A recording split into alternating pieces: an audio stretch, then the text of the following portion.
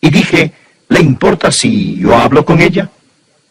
Con amabilidad y cortesía, me acerqué a la señora y le dije, señora, quiero hablarle sobre el Señor Jesucristo. ¿Le gustaría saber cómo puede estar segura de que va a ir al cielo? Y ella respondió que sí. Así que le hablé del Evangelio. Le dije que Cristo murió por nuestros pecados, por los de ella, y pagó su deuda. Y le dije que si aceptaba a Jesús por fe, sería salva, perdonada, y estaría camino al cielo con certeza divina. Y ella respondió, yo quiero eso. Y oré con ella. Y ella oró y pidió a Cristo que entre en su corazón, que perdone sus pecados y que le dé salvación eterna. Luego regresé donde sus familiares. El yerno estaba ahí. Y le dije, ¿no es maravilloso que ahora es salva? ¿Y saben lo que él me contestó? Oh, nadie sabe si es salvo. Y yo le dije, hombre, claro que sí. Y él dijo, no. Lo mejor que se puede hacer es esperar que uno sea salvo. Así que compartí con él un versículo. Es el pasaje de la Escritura que vamos a tener hoy. Quiero que busquen 1 de Juan capítulo 5 desde el versículo 11. Y este es el testimonio, que Dios nos ha dado vida eterna, y esta vida está en su Hijo. El que tiene al Hijo tiene la vida. El que no tiene al Hijo de Dios no tiene la vida. Y aquí el versículo, pongan mucha atención. Estas cosas os he escrito a vosotros que creéis en el nombre del Hijo de Dios, para que... Deténgase aquí un momento. ¿Qué es lo que dice? Para que sepáis, para que sepáis que tenéis vida eterna. No creáis, no adivinéis, no esperéis, no presumáis, no penséis, no, sino sepáis con una certeza absoluta que tenéis vida eterna. Este privilegio es de todo cristiano. Por eso es tan importante que estén completamente seguros de que son salvos. La manera de ser salvos es creyendo que Jesús es el Cristo. Ese Jesús, y el nombre Jesús significa Salvador, es el Mesías. Creen eso, confían en eso, y algo sucede y nacen de nuevo. Es así de simple, gloriosamente simple y simplemente glorioso. En Hechos 16, versículo 31, leemos algo interesante. Ellos dijeron, cree en el Señor Jesucristo y serás salvo. Amigos, no es nada tan alto que pocos puedan alcanzarlo. Es tan bajo que pocos bajan a él. Es tan claro, es tan simple.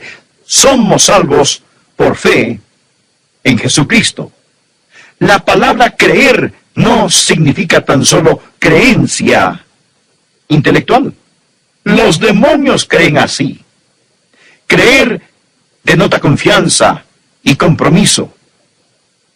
Pienso que está claramente descrito en otro versículo y quisiera que lo busquen conmigo. Efesios capítulo 2, es tan claro, tan simple. Efesios capítulo 2, versículos 8 y 9. Dios lo hace abundantemente claro porque Él quiere que seamos salvos. Y aquí Dios nos dice no solo lo que nos salva, sino lo que no nos salva. Esto es lo que dice. Pongan atención. Porque por gracia sois salvos por medio de la fe, y esto no de vosotros, pues es don de Dios, no por obras para que nadie se gloríe. ¿Entendieron eso? No por obras para que nadie se gloríe. Él dice, porque por gracia sois salvos por medio de la fe, y esto no de quién. No de vosotros. Pues aquí está el yo nuestro. De acuerdo, el yo no puede salvar. ¿Lo entienden? Y continúa diciendo, no por obras para que nadie se gloríe. Obras, ahí lo tienen. El yo y las obras. ¿Ven que eso no salva? ¿Lo ven? El yo y las obras no salvan. Ahora, veamos lo que sigue. Porque ¿por qué? por gracia. Por gracia sois salvos, ¿por medio de qué? Por medio de la fe. Eso es todo. Les digo, es así de simple.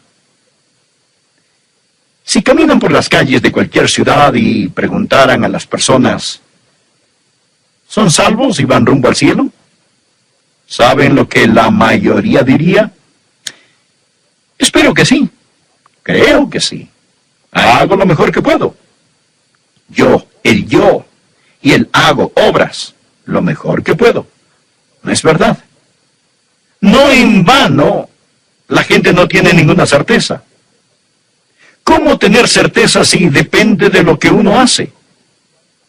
Yo no confiaría ni en los mejores minutos de mi vida para poder entrar en el cielo. Hago lo mejor que puedo. El yo y las obras. Ahora, en comparación con eso está lo que Dios dice. Dios dice aquí, porque por gracia. ¿Qué es gracia? Gracia es el favor inmerecido y amor que Dios muestra a pecadores como nosotros. Es su razón de amarnos cuando no hay mucho que amar. Dios no nos ama por lo que nosotros valemos. Tenemos valor porque Él nos ama por su gracia. Y por eso Jesús vino a morir. Dios muestra su amor para con nosotros en que siendo aún pecadores, Cristo murió por nosotros. Eso es gracia, su gracia asombrosa, porque por gracia sois salvos por medio de ¿qué? Por medio de la fe. Gracia. Definamos una vez más estas palabras. Gracia, las riquezas de Dios a expensas de Cristo. Eso es gracia. ¿Entendido? Bueno, ¿y qué es fe? Fe es cuando renunciamos a todo y confiamos en Él. Fe no es creencia intelectual, eso es solo parte. Fe es confianza, compromiso, eso es lo que salva. Porque por gracia sois salvos por fe. Imaginen que gracia es la mano de Dios extendida desde el cielo y Dios dice, te amo, quiero salvarte. Piensen ahora que fe es su mano extendida hacia Dios. Dios pone la mano de gracia, ustedes ponen la mano de fe.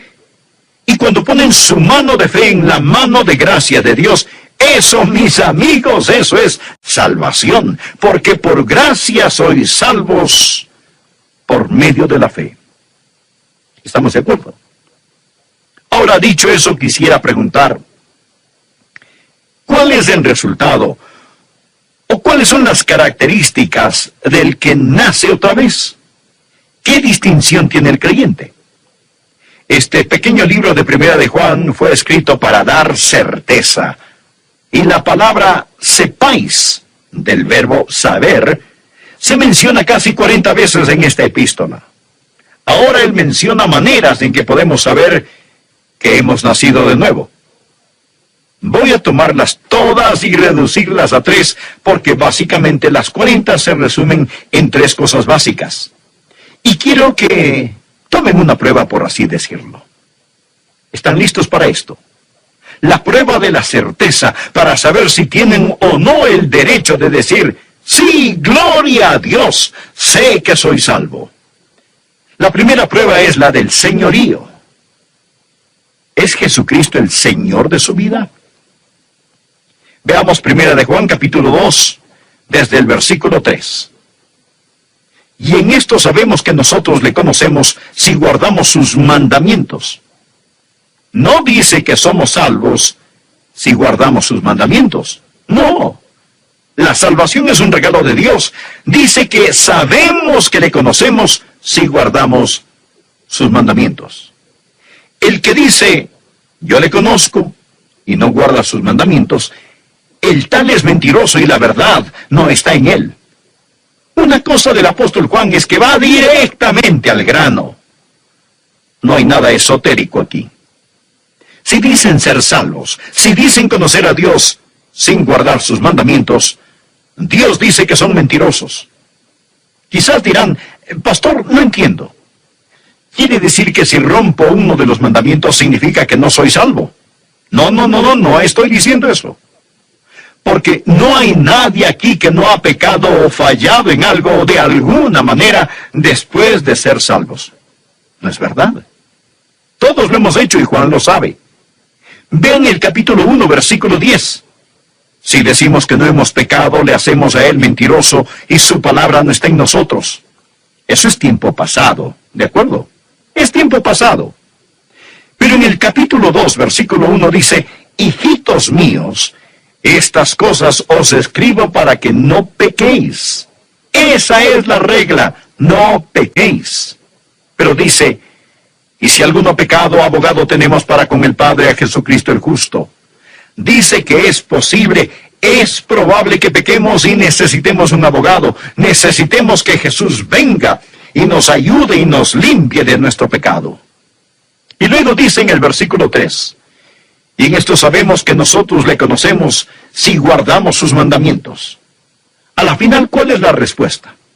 Por una parte, la Biblia dice que sabemos que somos salvos si guardamos sus mandamientos. Por otra parte, dice que es probable que pequemos. La clave es la palabra guardar. Miren la palabra guardar en el capítulo 2, versículo 3. Sabemos que le conocemos si guardamos sus mandamientos.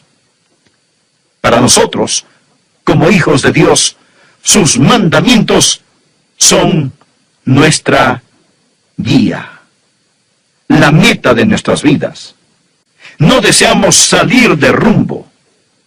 Sí, a veces nos arrastra el viento, sí, a veces no miramos las estrellas, cierto, a veces vayamos, y hay veces que a lo mejor navegamos mal, pero el gran deseo de nuestra vida es guardar los mandamientos de Dios, y Juan dice, si no tienen ese deseo, necesitan ser salvos. Ahora viene la segunda prueba. Hay la prueba del señorío, y la segunda prueba, en primera de Juan, es la de la fraternidad. La prueba de la fraternidad. Permítanme mostrarles lo que dice Juan sobre esto. En primera de Juan, capítulo 3, versículo 14. Sabemos, otra vez la palabrita, sabemos que hemos pasado de muerte a vida en que amamos a los hermanos. El que no ama a su hermano permanece en muerte. Es lo que dice Juan. Y ahora pasemos a primera de Juan, capítulo 4, verso 20. Si alguno dice, yo amo a Dios y aborrece a su hermano, es mentiroso. Pues el que no ama a su hermano a quien ha visto, ¿cómo puede amar a Dios a quien no ha visto? Y nosotros tenemos en este mandamiento de él, el que ama a Dios, ame también a su hermano. Y en el capítulo 5, versículo 1, todo aquel que cree que Jesús es el Cristo es nacido de Dios, y todo aquel que ama al que engendró, es decir, el que ama al Padre, ama también al que ha sido engendrado por él. Cuando aman al Padre Celestial, aman a sus hijos, a sus hermanos y hermanas en Cristo. Es una característica del cristiano, es una prueba. Es que cuando somos salvos, queremos estar con los hijos de Dios. Es una buena relación con los hijos de Dios. Claro que siempre habrá gente que diga, oh, yo puedo adorar a Dios a solas. No necesito ir a la iglesia. Dios ve mi corazón, sabe que le amo. No necesito reunirme con los hermanos. Entonces, ¿por qué Dios nos exhorta diciendo, no dejando de congregarnos? ¿Por qué Dios siempre nos dice que cuando lo amamos, tenemos que amar a nuestro hermano y hermana? Tenemos que amar a los hermanos. ¿Lo ven? Este es el razonamiento. Pongan mucha atención. ¿Por qué la fraternidad es prueba de salvación? Pues lo que sucede al ser salvo es esto. Recibimos una naturaleza divina. Sabemos que somos partícipes de la naturaleza divina. ¿Y cuál es la naturaleza de Dios? La naturaleza de Dios es amor. Veamos juntos en primera de Juan, capítulo 4. Amados, amémonos unos a otros. Y ahora escuchen esto. Porque el amor es de Dios. Todo aquel que ama es nacido de Dios y conoce a Dios. El que no ama no ha conocido a Dios, porque Dios es amor. No hay que ser un científico para entender esto. Al nacer de nuevo, nacemos de Dios. El Espíritu Santo entra en nosotros y somos hechos partícipes de la naturaleza divina. ¿Y qué es la naturaleza divina? Dios es amor. Si tenemos esa naturaleza, entonces tenemos amor, ¿verdad?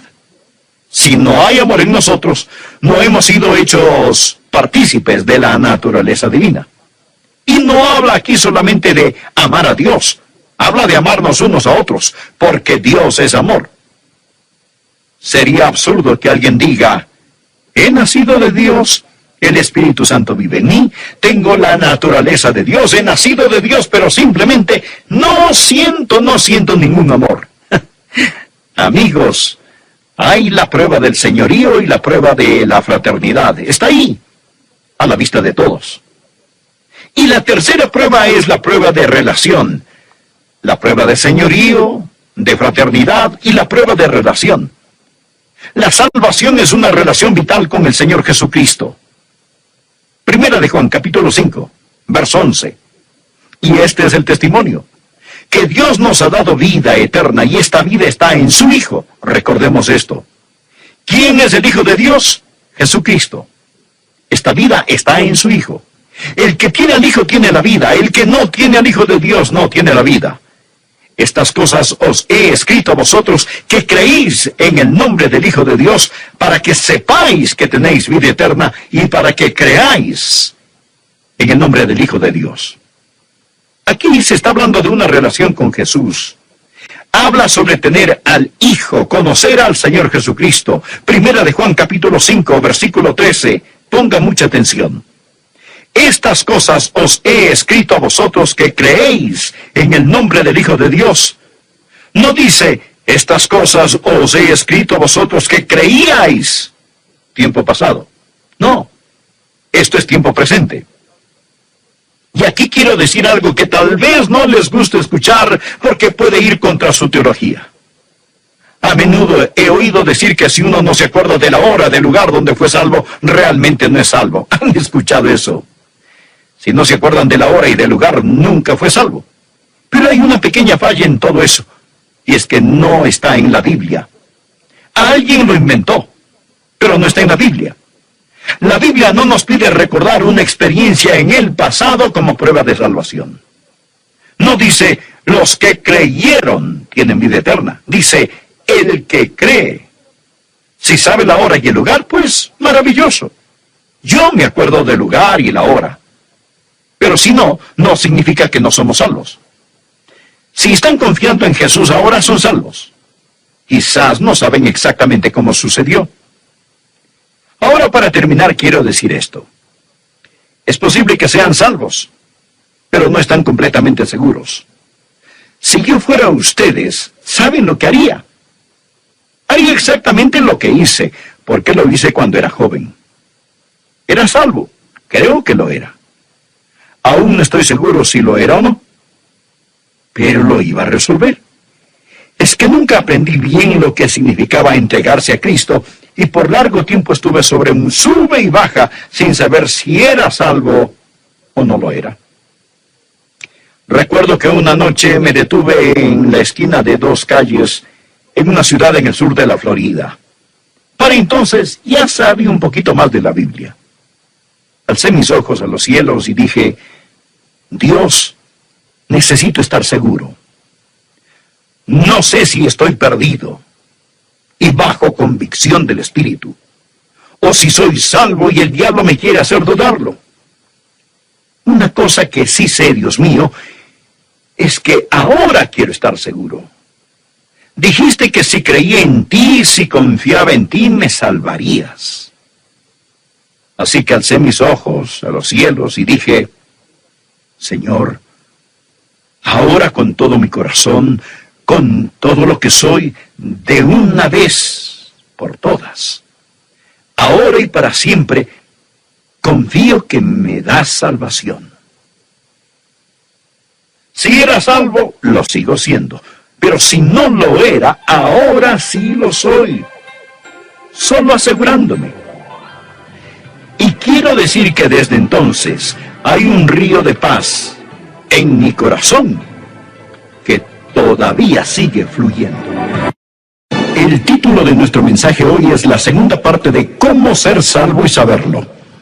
Y si usted no es salvo y no tiene la seguridad de la salvación, entonces necesita salvarse y obtener la seguridad de su salvación. Mas si usted es salvo, tiene la salvación y la certeza y la seguridad. Algunas personas dirán, si eso es cierto, pastor, ¿qué de esto o aquello? ¿Qué me dice de este versículo? ¿Qué me dice de aquel pasaje? Bueno, permítame darle una ilustración clásica de lo que alguien haría si usted dice que cree en la seguridad eterna del creyente. Segunda de Pedro capítulo 2, en la palabra de Dios, empezando a leer en el versículo 20, Pedro dice lo siguiente: ciertamente si habiéndose ellos escapado de las contaminaciones del mundo por el conocimiento del Señor y Salvador Jesucristo, enredándose otra vez en ellas son vencidos, su postrer estado viene a ser peor que el primero. Porque mejor les hubiera sido no haber conocido el camino de la justicia, que después de haberlo conocido, volverse atrás del santo mandamiento que les fue dado. Pero les ha acontecido lo del verdadero proverbio: el perro vuelve a su vómito y la puerca lavada a revolcarse en el cieno. Alguien dirá, ¿lo ve usted? Allí enseña que una persona puede ser salva y perderse nuevamente. Bien, mire por favor conmigo más cuidadosamente este pasaje y pienso que usted comprenderá que no enseña que una persona salva pueda jamás volver nuevamente a ser no salva, porque en realidad enseña lo opuesto. En el versículo 20 dice esto: ciertamente si habiéndose ellos escapado de las contaminaciones del mundo por el conocimiento del Señor y Salvador Jesucristo. De lo que está hablando aquí es de unas personas que estaban viviendo en pecado y se liberaron a sí mismas. Oyen sobre Jesús y dijeron, ese es el camino a seguir. Cambiaron su forma de vivir, pero nunca recibieron, como vamos a mostrarle, una nueva vida. Habiéndose ellos escapado de las contaminaciones del mundo. No dice que ellos eran salvos, no dice que ellos iban en camino al cielo.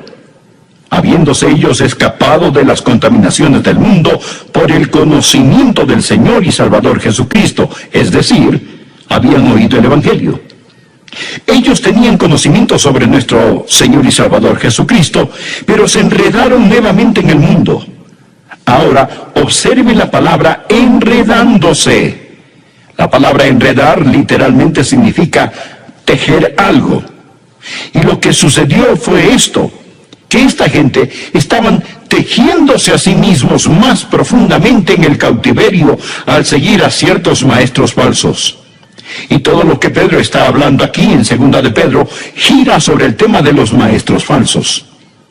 Hay personas que oyen acerca de Jesús, pero lo oyen de los labios de los maestros falsos. Realmente nunca aprenden qué es ser salvo, ser renacido, y se enredan a sí mismos. Ellos tejen en sus corazones y mentes ciertas filosofías y enseñanzas falsas y nunca llegan a saber el Evangelio de la gracia. Se meten a sí mismos más profundamente en el cautiverio por medio de los maestros falsos. Y cuando hacen esto, terminan en peores condiciones que al principio, antes de haber oído sobre Jesús. Ahora aquí tenemos un principio, escúchelo.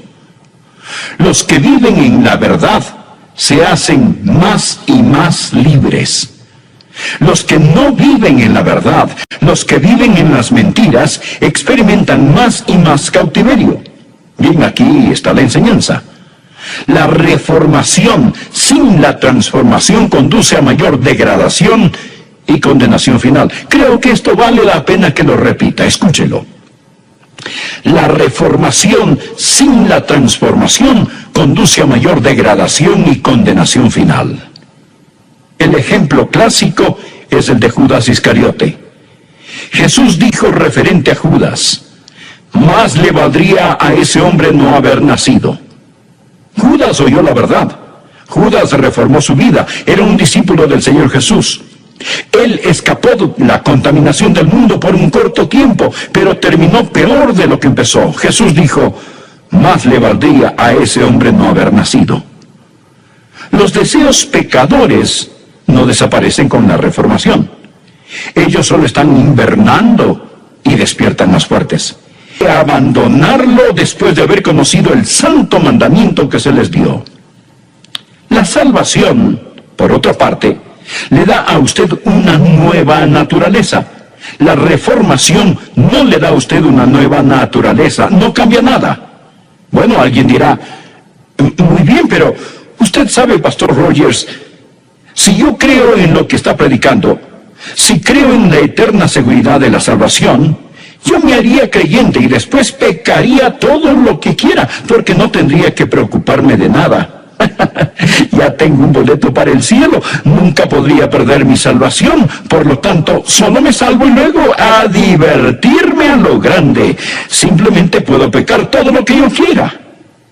Bien, permítame decirle algo. Yo peco todo lo que quiero.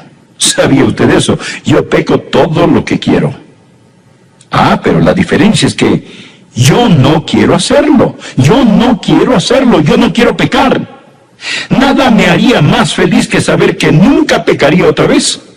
Si hubiera algún tipo de contrato que yo pudiera firmar que dijera que sería imposible de ahora en adelante para mí pecar, creo que lo firmaría este mismo instante. Pero lo que sí sé es que yo no quiero pecar. Y si usted tiene la idea de que la seguridad eterna de la salvación es de alguna forma una licencia para pecar, ¿sabe usted cuál es su problema? Usted probablemente necesita salvarse. Verá, necesita deseos totalmente nuevos. Usted necesita deseos totalmente nuevos. Usted necesita nacer nuevamente. Esta gente de la cual está Pedro hablando se había reformado, pero nunca se había regenerado. Muy bien, veamos otro versículo. Busque Mateo capítulo 24. Este es otro pasaje que la gente frecuentemente utiliza para tratar de probar que una vez que somos salvos podemos perder nuestra salvación. Mateo capítulo 24, versículo 11, dice lo siguiente: y muchos falsos profetas se levantarán y engañarán a muchos. Y por haberse multiplicado la maldad, el amor de muchos se enfriará. Mas el que persevere hasta el fin, éste será salvo. Alguien podrá ver en este versículo, mostrárselo en su cara y dirá, ¿no lo ve usted? Que para que usted pueda ser salvo, tiene que mantenerse firme hasta el fin. Amigo, es asombroso cómo la gente le da vuelta a las cosas 180 grados fuera de enfoque. Dicen que para que usted pueda ser salvo, tiene que perseverar hasta el fin. Pero Dios enseña aquí que para que usted pueda perseverar hasta el fin, tiene que ser salvo. Es todo lo que Él está diciendo. Usted desea saber quién es salvo. Los que perseveran son quienes son salvos. Ellos no son salvos porque perseveran. Más bien, perseveran porque son salvos. Ahora, simplemente tomen sus Biblias y miren en Juan capítulo 6, versículo 64. Jesús dijo, pero hay algunos de vosotros que no creen.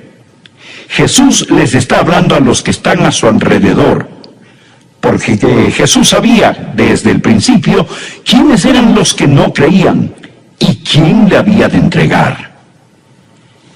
¿Piensa usted que esto lo tomó a él, a Jesús, por sorpresa?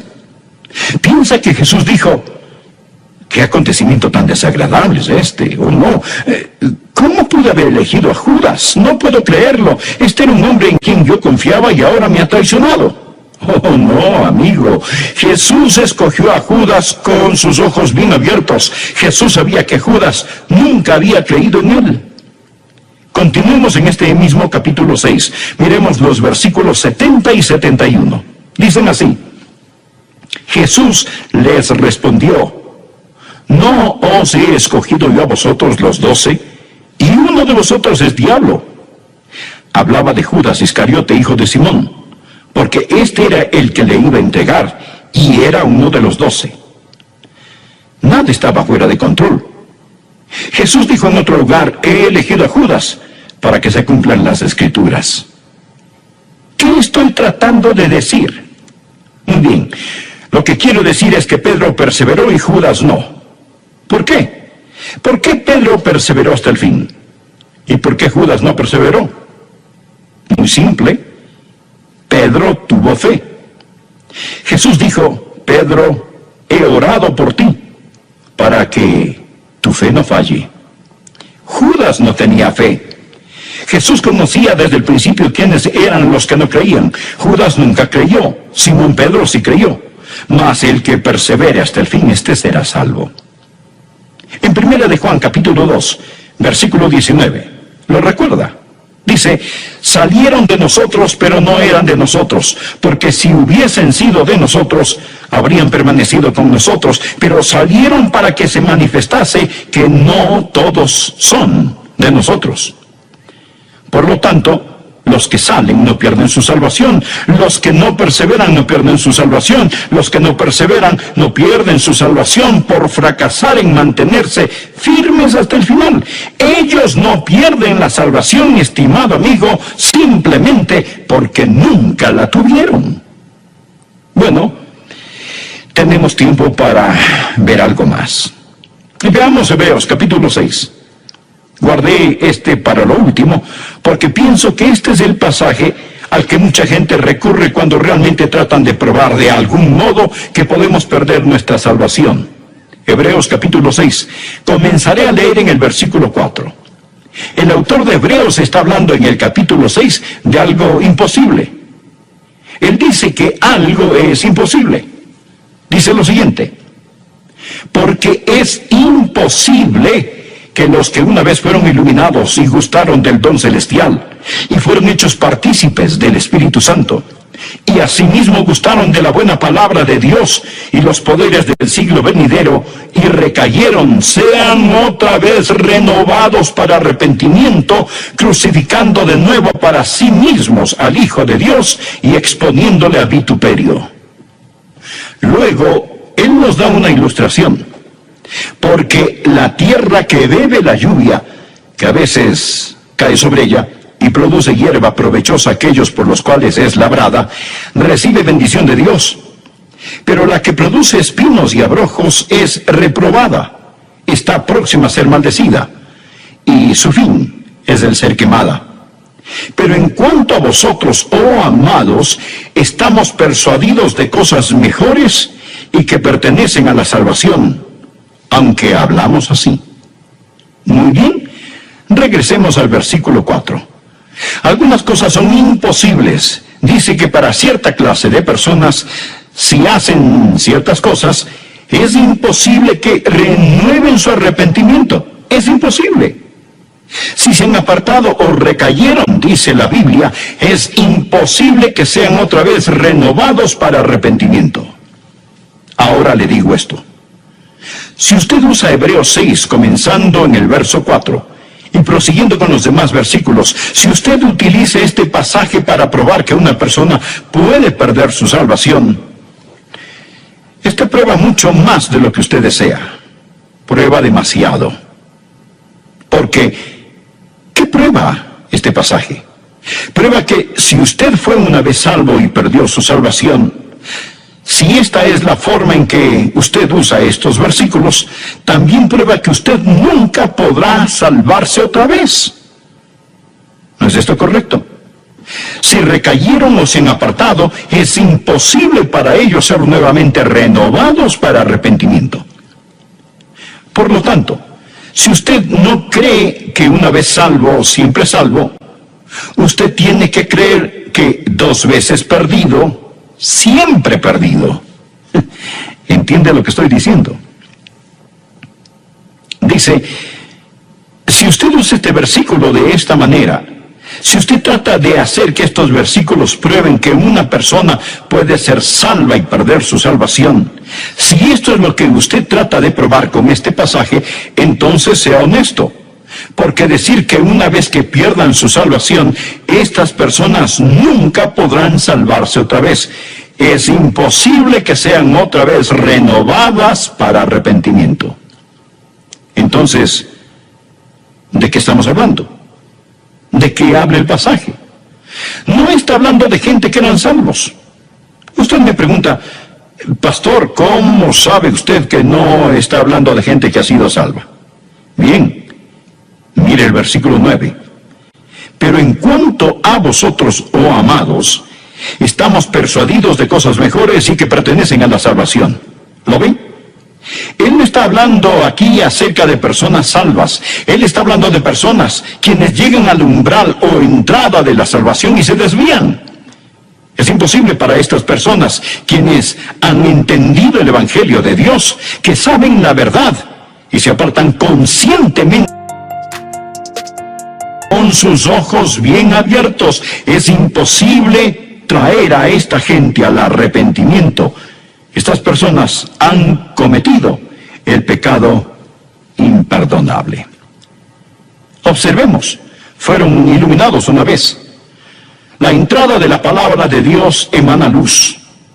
Muchos han escuchado un mensaje como este y han sido iluminados. Gustaron del regalo celestial. Al nosotros predicar, han oído sobre Jesús, han sido partícipes del Espíritu Santo. El Espíritu Santo de Dios ha agarrado fuertemente sus corazones, han gustado de la buena palabra de Dios, han oído la exposición de la palabra y del poder del mundo venidero, han gustado de todo esto, pero se han apartado. Y si ellos recayeron, no está hablando de una persona que peca en ignorancia, que peca sin entendimiento, pero habla de una persona que peca con sus ojos muy bien abiertos. Una persona que dice, yo no quiero a Jesús. Le daré una ilustración. Supongamos que usted va al supermercado y en la sección de carnes y productos lácteos hay una mesa con trocitos de queso, unos bocadillos para que los clientes los prueben. Usted se acerca, toma uno, lo prueba y me le fascina el queso. Y quizá diga, oiga, este queso es realmente extraordinario. Por favor, deme 2 libras.